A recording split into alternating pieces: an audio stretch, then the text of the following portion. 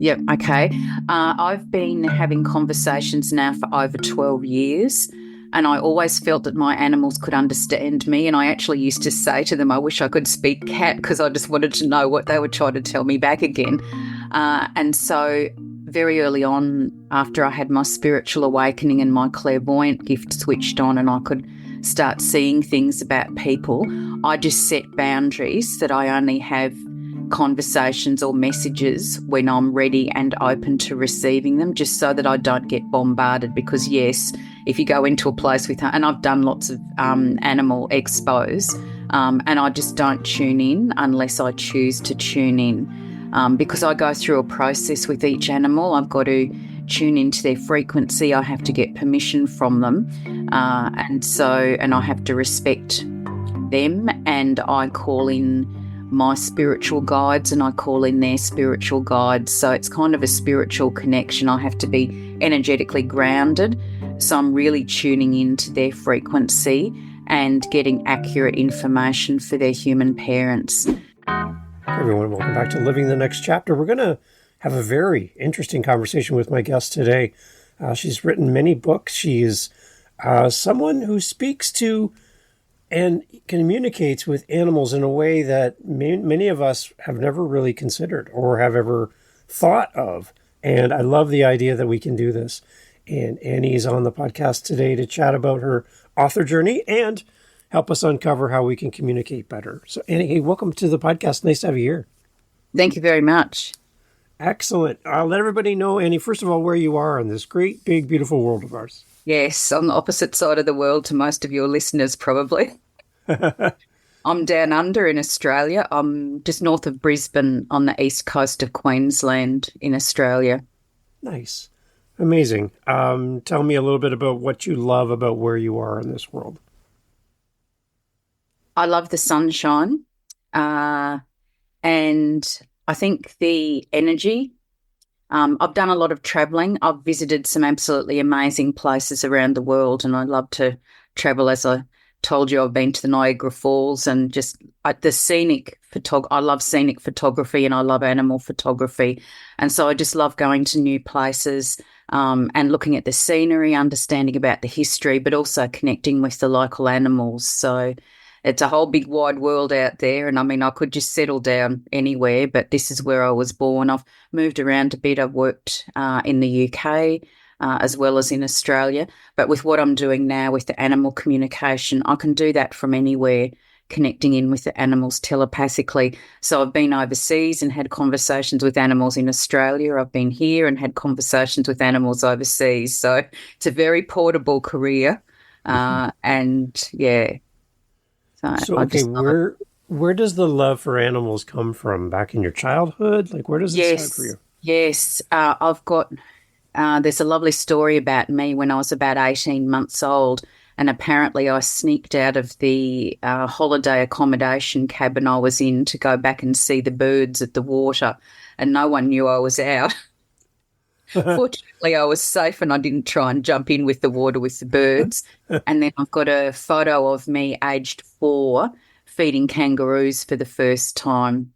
So I've just had this innate connection with animals, particularly with bears and big cats and smaller cats. So I talk to all animals. I've had snakes as clients, cows, horses, birds. So anything that's an animal, that telepathic communication is how they talk to each other, either domestic animals or in the wild. So I also love going to zoos and talking to all sorts of different animals there. And often I'm the only person who's ever spoken telepathically to them. So some of them, it's a bit of a shock thinking, a human talking animal? That's weird. But most of them just love the opportunity to talk, and then they can tell me, you know, do they want the temperature changed in their enclosure? Do they have some aches and pains that their keepers don't know about? And so it's just lovely being able to pass those messages on and make a difference for them. And that's part of my life mission. I'm just dedicated to making a difference for animals. And a big part of that is letting their human parents know that they do understand everything that we say. And sometimes people are a bit shocked about that because then they think back, what have we been talking about in front of the animal? But they're really intelligent, very intuitive. They've got significant vocabularies. And I don't know whether all of your listeners will be familiar with past lives, but some of the animals I've spoken with have had past lives with us and with other people. And so some of them are familiar with language that we don't use in everyday language now. And so when they answer some of my questions, they use words I've never heard of before. But when I look them up in the dictionary, they're there. So it's just incredible what they know and also the wisdom that they're here to share with us as well. So when we can reactivate our telepathic communication channel, they can start teaching us. And I say reactivate because I understand that as small children, we can naturally talk with animals. And if you look at little kids, they squat right down next to the animal and they can tell you what they're saying. And most parents think, oh, yes, dear, very nice, not Yeah. understanding it really is a genuine conversation. But something happens as we grow up and we just stop. But it's something that we can reactivate. And that's what I'm doing now with my mentorship program, because I feel it's so empowering for our animals to be able to communicate with us. You know, that they're living in a one-sided conversation world, understanding what we're saying. And, you know, they're wanting to tell us something. But until we can do that telepathically, they have to rely on their eye language and their body language, making different vocalizations and changing behavior. And it's so clever. They know that if they change behavior, we will notice Mm. and understand they're trying to tell us something, and then we have to try and figure out what it is they're trying to tell us. But they Wow. certainly feel emotions like we do. They're very attuned to us. So if we get sick, our vibrational frequency drops, and because they're so sensitive to frequencies, they pick that up. And often they pick it up before we even know we're unwell. And so they'll instinctively spend more time with us, trying to help us get better quicker. So they might be more attentive, they might show us more affection, they might lie next to us or on us, helping us heal.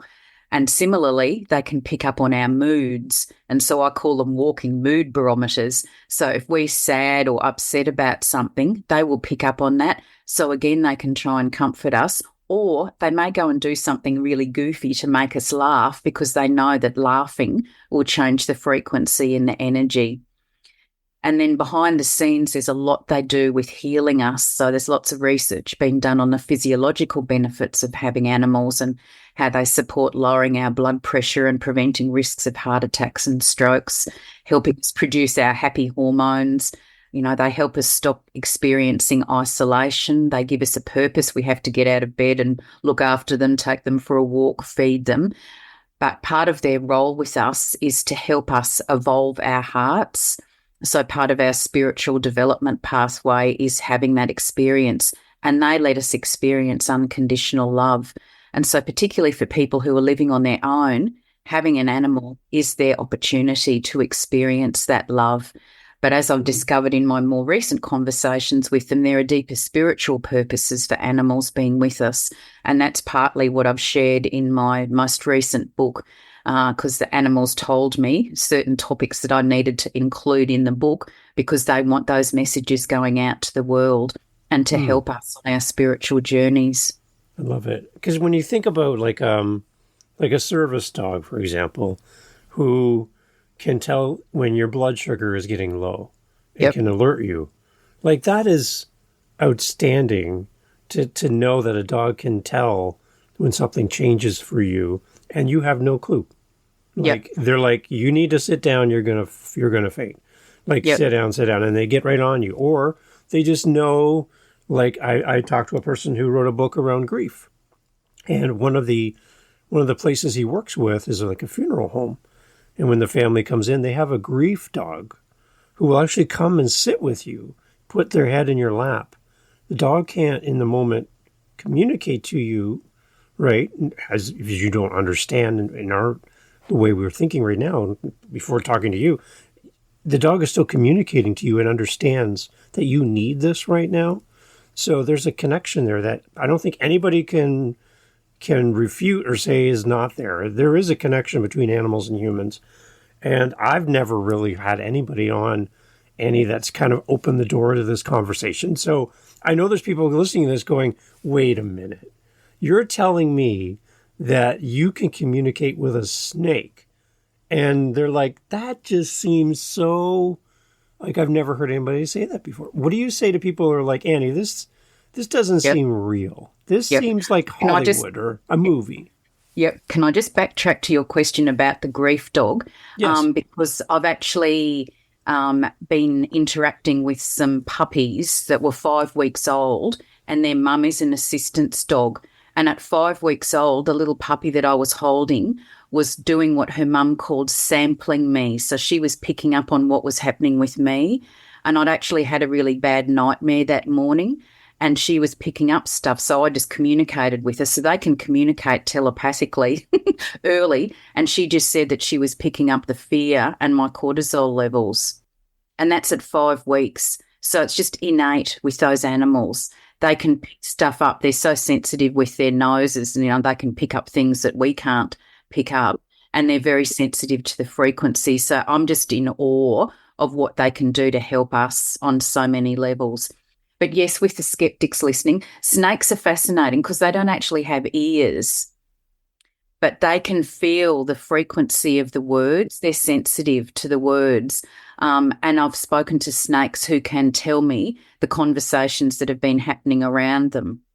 So they're very well aware of what's going on. And yes, it can sound very bizarre, but some of the things they've told me, there's no rational explanation for how those messages got in my head apart from them telling me.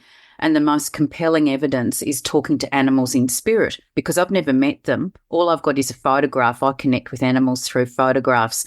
So the animal parent emails me a photo of their animal and emails me the questions. I tune into the animal, whether they're living or in spirit, get their permission to have the conversation because it's a free will choice for them, and then ask the questions. And I've learnt now through talking to a number of animals in spirit that they're so intelligent, they actually insert what I now call a code word into the conversation. It means nothing to do with what we're talking about, but it means something significant for their parent so that they know I'm definitely talking to their animal. And the first animal I experienced this with was actually a blind cat in spirit. And we'd been answering his mum's questions. And then he said to me, rumple teaser. And I just listened to that word and I thought, what's he trying to say? And I thought, is he trying to say Rumpelstiltskin? But then I thought that doesn't make any sense with what we're talking about. And I thought, I must just be hearing things. So I ignored it and we continued the conversation. And then he said it again very clearly. And I thought, okay, he's trying to give me a message to give to his mum. Now, I've never met his mum, but I just sent her a message on Messenger. And something made me think it intuitively. And I said, was he ever called Rumpelteaser? And there was silence for a while, and I thought, oh, no, she's going to think I'm absolutely crazy. And then she typed back, oh, yes, I'd forgotten all about that. And apparently when she rescued him, he was living with a dog called Rumpel, and he used to get in trouble for teasing the dog, so he got called Rumpelteaser. But he couldn't even see the dog. But how clever of him to send me that word, because, I've never heard of it before. There's no way that got into my head apart from him telling me. So that just convinced his mum that I was definitely speaking with him. And that's now happened with a number of other animals. And so now I know when they say something weird that it's their code word. And I had to speak when our animals, I haven't spoken about this yet, but animals have taught me that they can reincarnate in a new body. And I didn't know anything about this till one of my cats let me experience it. And she wasn't very old and she had no health issues. And she just suddenly passed away one day. So it was a huge shock. But at least I knew I was in the position that I could talk to her on the other side when she was ready to talk to me. Fortunately, it was the same day that she passed. And I said to her, what did you do that for? And she said, oh, I needed a new body. Like, doesn't everybody else do that? And I'm thinking, what? And then she said, stop being so sentimental. I'm coming back. And so if they know it's their destiny to come back, they can tell me what species, what breed, what colour, what gender, even the specifics down to what rescue agency to get them from. Wow. And so I just had to trust. She'd been so accurate. She was one of my original animal communication teachers. So I had to trust that she was accurate in what she was telling me, and people thought it was a really weird grief coping technique to imagine that your animal was going to come back again. But she did, and she's got such similar behaviours to last time. And so now I've been able to help so many bereaved animal parents because I can connect with their animal in spirit and ask if they know if they're going to reincarnate in this lifetime. And so this particular cat in spirit I spoke to told me that she was going to come back as a terrier dog. She really wanted to come back as a dog. Usually animals come back as the same species, but perhaps a different breed. So they've taught me lots about lots of different crossbreeds that I've never heard of before when they tell me. But she was determined to come back as a terrier. And then after that, she said tomatoes. And I said, oh, can you expand on that, please? And she said, no, it's a test. And I thought, I wonder whether she wants to eat tomatoes when she comes back as a dog. So I Googled, is it safe for dogs to eat tomatoes? And apparently, yes, it is, as long as they're very ripe and they're just getting the flesh and not the stems or leaves. But incredibly, on this page on the website is a picture of a terrier dog with a bowl of tomatoes. And this was just a minute after she's told me she's coming back as a terrier. I'm thinking, wow, there's a great big sign that she's telling me the truth. Anyway, when I sent this information to her mum and I sent her the link to the page with the picture of the dog with the tomatoes, she said, oh, Annie, tomatoes are my favourite thing and I eat them every day. My cat knows that. So for her, saying tomatoes was confirmation that it was definitely her cat I was speaking to, plus getting the double confirmation with the image of the terrier with the bowl of tomatoes. So I just have now learnt to, expect the unexpected. I never know what the animals are going to tell me, but it is just so comforting for the parents to get that proof that it's definitely them, to know that they've transitioned safely. And if it is their destiny to come back in a new body, then that just profoundly changes the grief process, because yes, we mourn the animal who has passed away, but there's this huge sense of anticipation about what they're going to look like when they come back. What are we going to recognise about them? And I've had this happen now with two of my animals. And I just say that there's no words that can really describe what it feels like to have your animal back. I have all these bereaved parents telling me, and I just tell them how much I'd give to hug them one more time. And when they come back, you get another lifetime of love with them. It is just phenomenal. And that is the word that I use. And it's this kind of blend of joy and euphoria, but also surrealness that they can come back.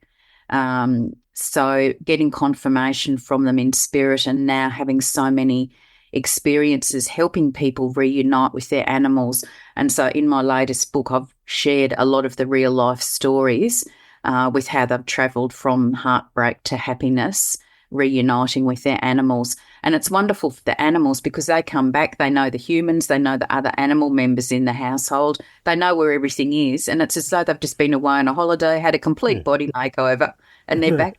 What were you grieving for? I'm here. Yeah. Wow. Okay, so Annie, I got to ask, Yep.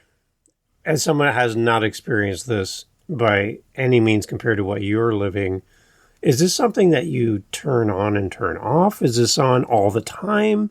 I imagine you going to a large gathering of animals and just being overtaken by all of this. Explain a little bit more about how this happens. Yep. Okay. I've been having conversations now for over 12 years. And I always felt that my animals could understand me. And I actually used to say to them, I wish I could speak cat, because I just wanted to know what they were trying to tell me back again. And so very early on, after I had my spiritual awakening and my clairvoyant gift switched on and I could start seeing things about people, I just set boundaries that I only have conversations or messages when I'm ready and open to receiving them, just so that I don't get bombarded. Because yes, if you go into a place with, and I've done lots of animal expos, and I just don't tune in unless I choose to tune in, because I go through a process with each animal. I've got to tune into their frequency. I have to get permission from them, and I have to respect them, and I call in my spiritual guides and I call in their spiritual guides. So it's kind of a spiritual connection. I have to be energetically grounded. So I'm really tuning into their frequency and getting accurate information for their human parents. So I just have this boundary that I only tune in when I'm ready. So I'm controlling what information I'm getting. Great question. Randomly, things will come into my head when I'm having a conversation with people, and I just pass that information on like I did with you and your cat. Yes, come on. We got to talk about that before we go past that. Yeah. Okay. We have a new addition to our home, and we were trying to come up with a name for her. We got her from our local Humane Society pound or whatever you call it. And when we went in there, there's all these little kittens all meowing away, and there's this one older 10-year-old cat, female cat, and she just kind of stood up, rubbed up against the cage too close to us, and I went up and put my hand in. She started purring immediately, and I'm like, okay, well, you're coming home with me. Like, just in that moment, I knew that, Yep. and we went home and we had to wait a couple days, and then we were allowed to get her. But there's an instant bond there. And when you're talking, I see pieces of what you're saying showing up in my own life. So we were, like I was mentioning to you, we were trying to come up with a name for this cat because they gave her a name, and it was just, I don't know, it was really weird. You can tell somebody just randomly picked a name for her. She was a stray. So we had no history on her. We have no idea what her background is. But we were trying to come up with a name. And I threw some names at you, and you were like, well, you want to make sure you have a nice positive name. Sometimes you were mentioning, we'll get into this, that naming an animal could cause them to not be happy, or could cause stress for them because you're giving them a name that's not kind or nice. It could have some negative connotations.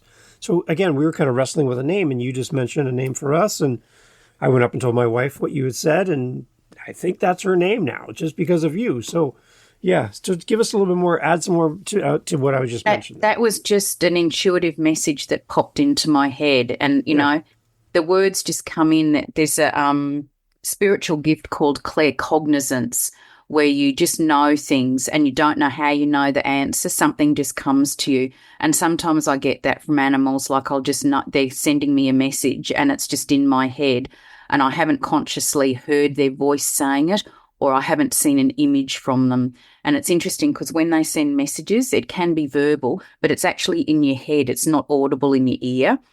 And they've all got different voices, just like humans. So you get used to all the different accents and tones in your head. Or they can send images, so you can get a picture of something, or they can even send you little videos.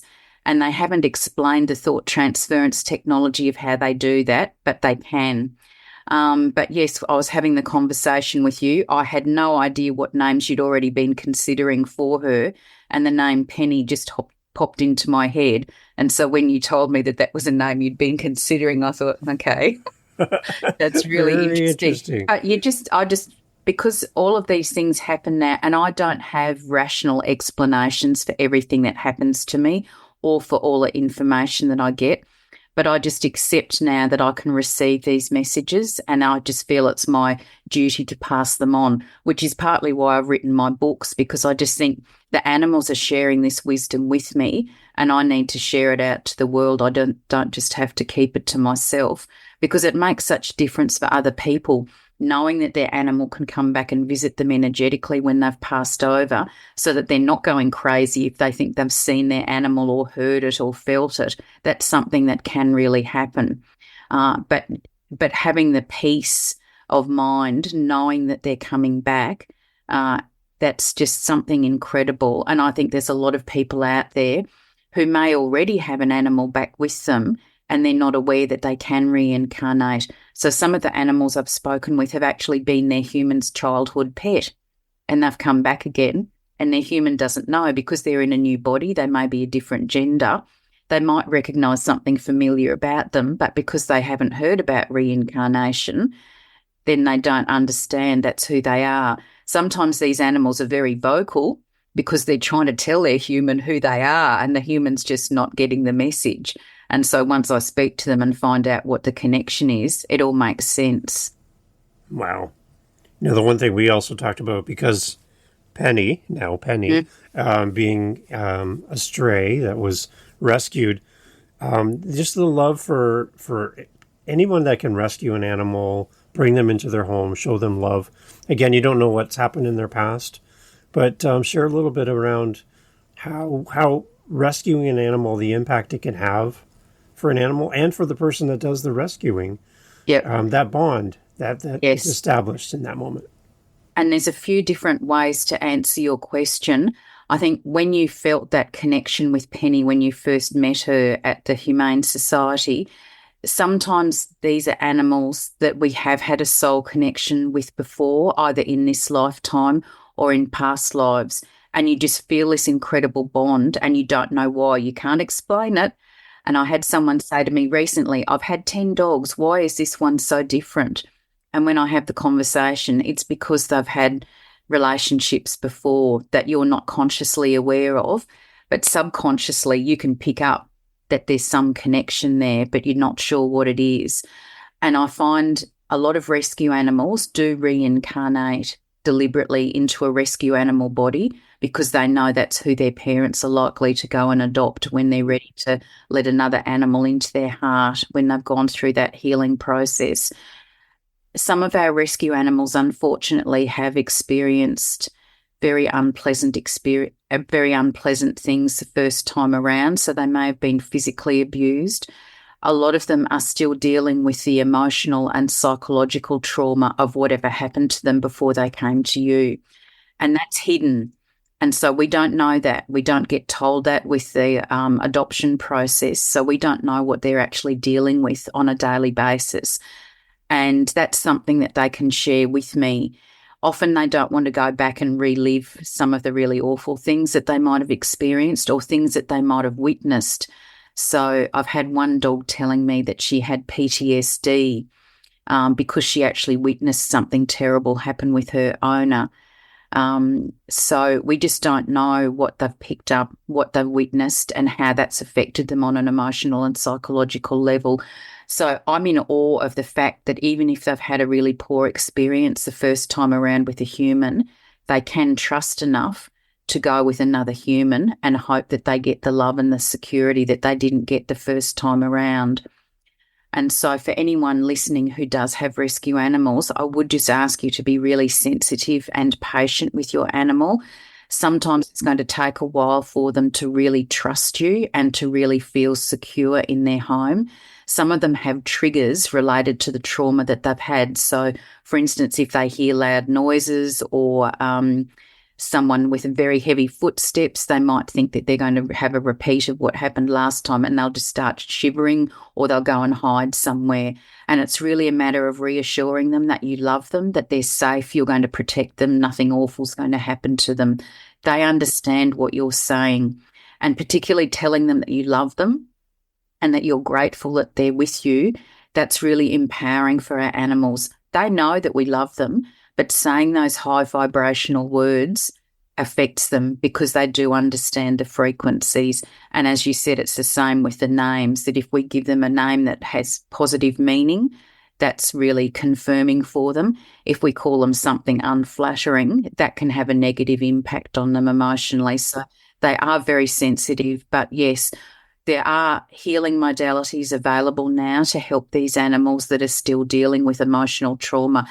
Some of these memories can go back years for them and they just get trapped in our bodies. It can happen with humans as well. So some of them are dealing with low self-worth, low self-esteem. I'm not worthy of love because no one's, loved me.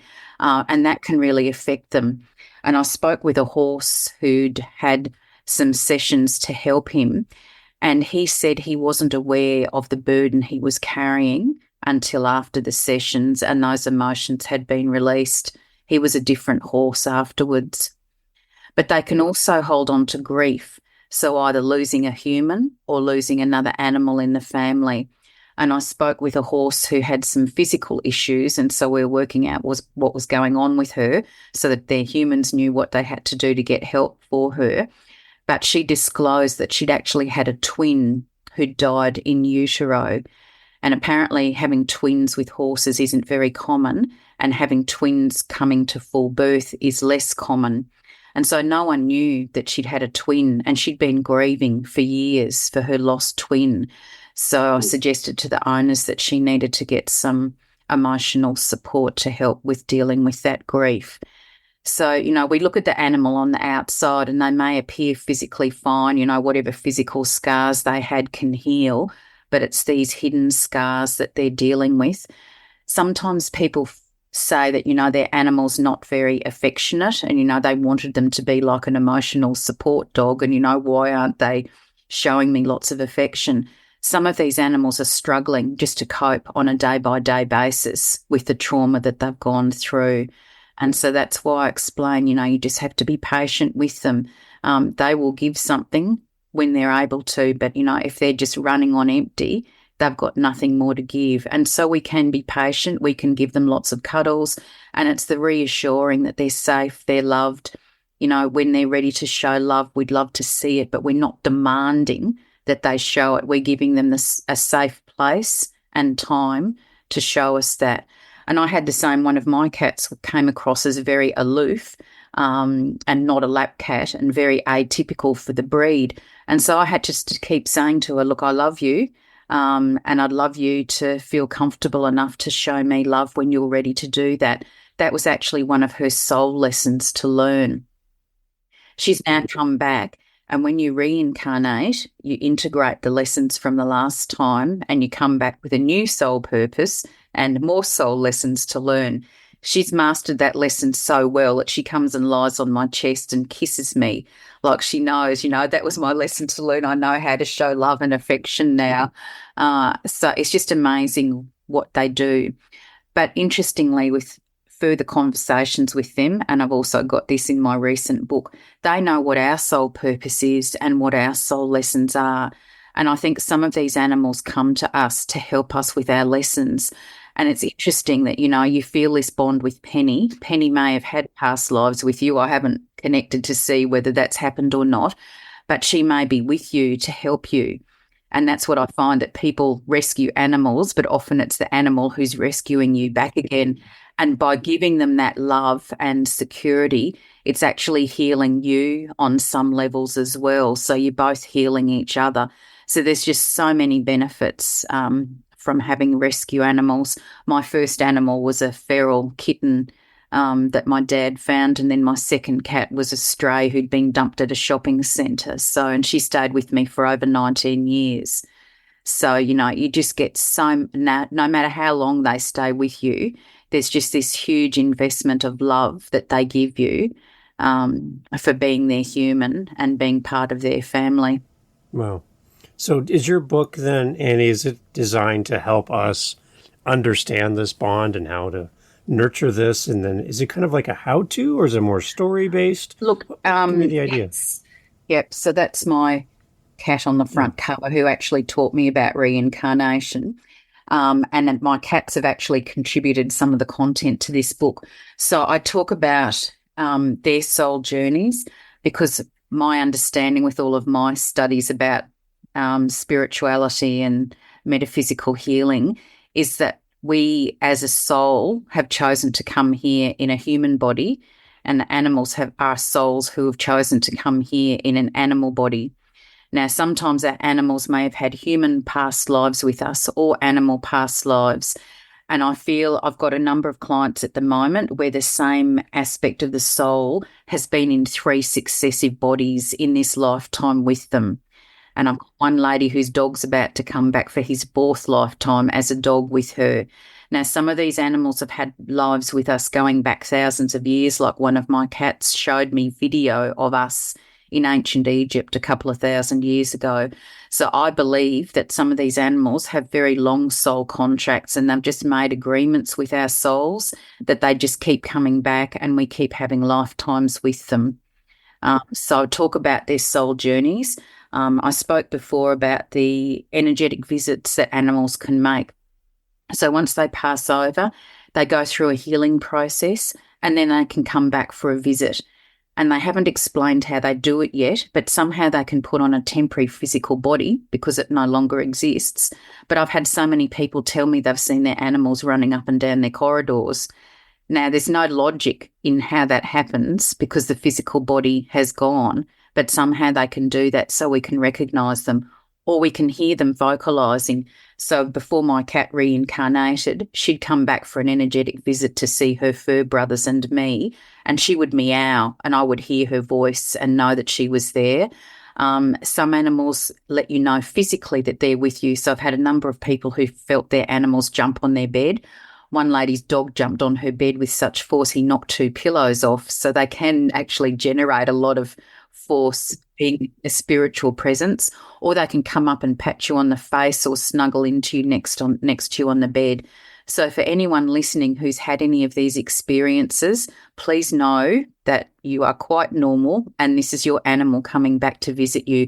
It's really good for them to come back and reconnect with their animal siblings and you, and it's good for you to know that they've transitioned safely and that they can come back across the spiritual plane and visit you. They can move things around in the house, so you might find their toys in weird places. There's all sorts of things they can do to let you know that they're there. One of my clients, her dog came back through the doggy door to visit her, nearly gave her a heart attack because the door was going bang, bang, bang, bang, bang, and there's no dog there. So the dog was just teasing mum because mum used to tease the dog all the time. So they're very ingenious about how they let us know. So I talk about that. But then I also talk about, practical things we can do to cope with grief, because our other animals in the family can be grieving, plus our animal who's passed over is also grieving because they don't want to leave us. So I talk about that. But then there's a lot of real life stories of soul reincarnation. So I've now helped lots of people reunite with their animals.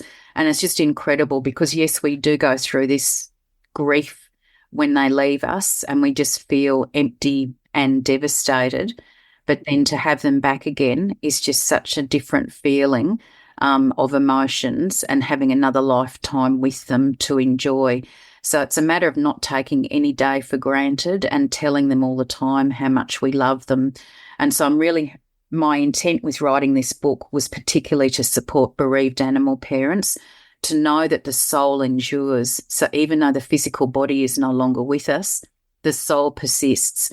So we can have conversations with them, and it doesn't matter how long ago they passed away. So I've had a conversation with a dog who passed over 20 years ago. It's like having a conversation with you now. It's no different because the soul exists. And that's really comforting as well, to know that we've always got that connection with them. And then knowing the reality that they can reincarnate if it's their destiny, then that gives so much comfort to people as well, and it gives them hope that they haven't said goodbye for the last time. So it's all those different things that I wanted to share in the book because, I've had to say goodbye to a number of animals and it doesn't get any easier. But knowing that we can connect with them and have a conversation, and now knowing that they can come back, and having experienced that myself personally, it's just totally changed my understanding of reality and knowing that there is indeed life after life. I love it. Now, one thing we mentioned before we jumped on, we had a conversation. You mentioned you had something specifically for the listeners, yes, to connect with them and for them to connect with you. Can you kind of share a little bit about that and maybe yes, your contact information as well? How do people reach out to you? Yes. Okay. Thank you. I've actually written 3 books since we're talking about books. Yes. So my first book has got my beautiful boy Teeny on the front cover. I'm actually writing a trilogy about understanding animal consciousness. So this is the first book, The Bridge to Animal Consciousness. And then the book that I've just published is called Crossing the Bridge to Animal Consciousness. And there will be a third book, Beyond the Bridge to Animal Consciousness, but the animals haven't told me yet what I'm actually writing about, so I have to wait.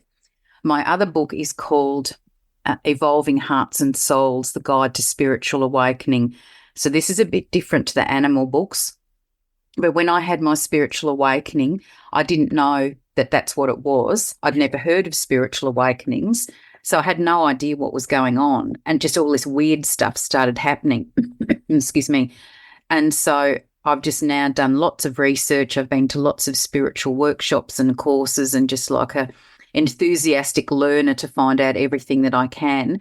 And so I wanted to share some of my experiences with people to help demystify the journey so that you don't think you're going crazy.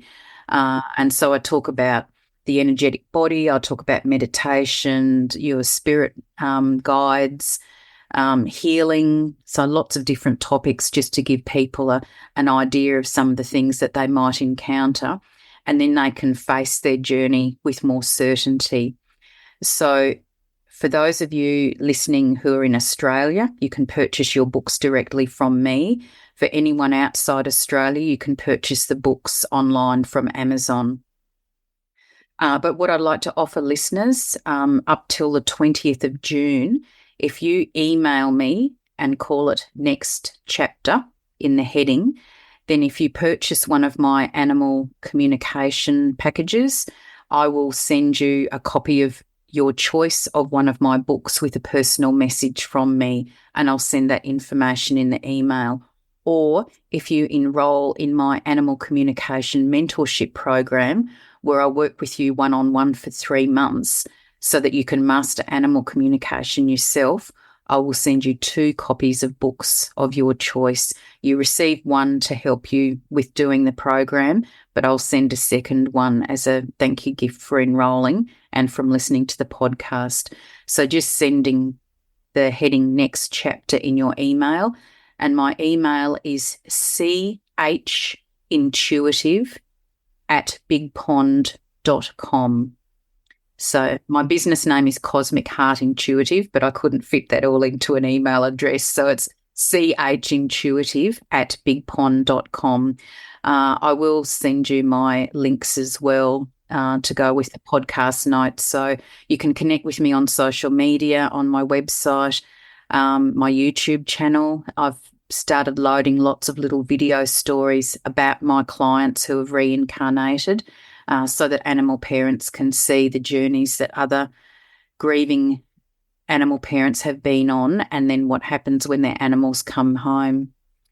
But yes, I'd like to offer that to people. So I have conversations with animals living or in spirit. So in my animal conversation packages, you can have questions for 2 animals. There's 7 questions that can be spread between them. I connect with your animal through a photograph. So I just need a photo of your animal showing their face with their eyes open, their name, so I can connect with them, and the questions that you want me to ask. I don't have the parents present when I do the conversation because there's nothing to see or hear. The voices are in my head. So I have the conversation, I type up what they say, and then I do a debrief session on Zoom with the parents afterwards just to go through their responses. Okay. It's amazing. And again, I what I love about what you do is I personally know there's a bond between our pets and us. And I haven't known it to be as deep as what you're doing. And this is exciting and very captivating to hear you talk about this. But I do think that all of us, one thing we can all take away from this conversation is we need to be kind to the animals in our lives, realize that they're very special. I can think of examples where I've seen pets grieving for the loss of their, the people in their lives, and then laying at the gravesite and just not able to leave the gravesite, like they're magnetized to it, right? So there's a bond there. And I think that we can all learn from that bond and do better for how we treat the animals that are in our lives. And for those that are thinking about rescuing an animal, it's a great opportunity to save a life and extend the life and give love to an animal that's been neglected. So in all of our conversation, please keep that in mind. That's something that we can all do, is make sure you reach out and build that home for them. Because we will get the love back from them. They just do that unconditionally. And as I said, there's all this healing work they're doing for us behind the scenes that we're not aware of. Some of them even take on our health symptoms for us because they're just happy to be of service and they want to help us. So it's just phenomenal. But the most important thing to do is to tell them every day that you love them and that you're grateful that they're there. And just know, having conversations with them, once they know we understand, that they understand what we're saying, it changes the dynamics of the relationship. They might look at you differently. They might be more attentive. They might be more affectionate. But they love knowing that we know they understand. And they don't care what we talk about. I had one of my cats tell me, I just want to be involved, because to our animals, we're their world and they just want to know what we're dealing with. Are we grumpy about the nasty email we just received, if we're going out shopping, and particularly for rescue animals, a lot of them do get separation anxiety with what's happened to them before. Right. And so they can fear that if you walk out the door, you may not come back. Yeah. So it's really important for them, for any animal who has signs of separation anxiety, to let them know where you're going, what you're doing, and when you'll be home. because some of these animals are also our guardians. They take on additional roles with us. And if you walk out that door, how can they guard you because they don't know where you are? So they start feeling as though they're a failure and they're not doing their duty to protect you. Wow. So if you can tell them what you're doing and say, look, I'm just going out to buy some dog food and dog treats. I'll be back in an hour. They know where you've gone. They know what you're doing. And you've told them that you're coming back. So they've got the security of knowing that. They understand the concept of time, so they can count down the time till you're back again. And they can just go and settle until it's time for you to come back, and then they can get up and wait for you at the door. But it really reduces their stress and anxiety knowing what's going on. And the same if you're going on a holiday, you can say, look, I'm going away for 7 sleeps. This person's going to come and look after you. Then I'll be home. They'll count down the sleeps till you're home again. And we can ask them, I'm going away. Do you want to come with me if that's feasible? Do you want to stay at home with a dog sitter, or do you want to go to kennels somewhere and be in accommodation? They will have an opinion about what they want to do, and they appreciate being asked. And it's the same thing, we can ask how would they feel about getting another animal? How do they feel if we're going to move house? There's all sorts of things where we can ask their opinion, and it just helps them adjust, particularly if you're getting another animal. If you suddenly walk in the house with a new cat or new dog, they can think, I've done something to upset mum and dad. They don't love me anymore. They've had to go and find another animal to love. And it's not that at all. It's just you've got the capacity in your heart to love and, give a second chance to another animal. But your existing animals don't know that. So you need to explain that to them so they understand. And then that just helps them adjust more quickly to what's happening. It's amazing, Annie. There's so much we could talk about. I think I could have you here all day. But I'm really appreciative of what you do, how you write and what you're writing about, and how you help people and how you help the animals in our lives. So thank you so much for doing this. We'll have links to everything we talked about in the show notes, and encouraging everyone to reach out to you and use that next chapter in the email. It's a great gift. Thank you for doing that. Not a lot of authors do that, so I appreciate you taking the time to do that. The animals, particularly with my latest book, my cats were very insistent on the topics that I needed to include in the book to help people. So I think they understand that it's going to help awakening and awareness of people, and it's important to have that content in there. And I just want those messages out there in the world. I know what a difference it makes for animals when we have a conversation, because they understand their humans have arranged that.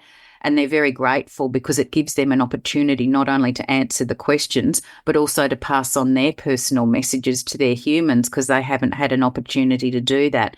And whether that's from the other side, people who are grieving and feel a lot of guilt and regret about decisions they made at the end of life, then the animals can answer that and just help alleviate a lot of those emotions and know how grateful they were that they did have a life with them, however long it was for. Yeah, I love it. I'm going to go have a conversation with my animals now. So thank you, Annie, for all this. And thank you for all that you do for us. I really appreciate it. Everyone, all the information is in the show notes as always. Please go and support our amazing authors that come on this podcast. And I'm sure there's people that are lined up ready to talk to you. So, Annie, again, thank you so much for doing this. My pleasure, and thank you for having me as a guest. It was great talking to you.